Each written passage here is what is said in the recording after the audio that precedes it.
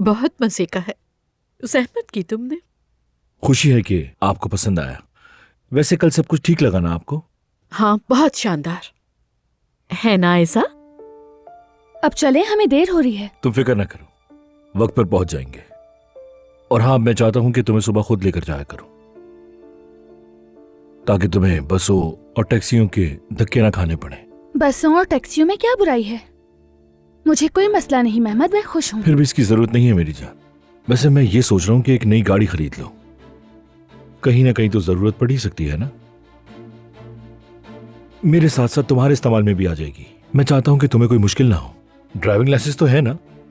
है बेटा, है। मरहूम ने थोड़ी बहुत ड्राइविंग सिखाई थी। सच कह रही हूँ, सिखाई थी तो झूठ बोलने की क्या जरूरत है मेहमद बेटा। अम्मी, आप तो सीधी सड़क पर चलते हुए भी चोट खा बैठती हैं, और अब गाड़ी क्या चलाएंगी? तो चले मेहमद, मुझे देर से पहुंचना पसंद नहीं।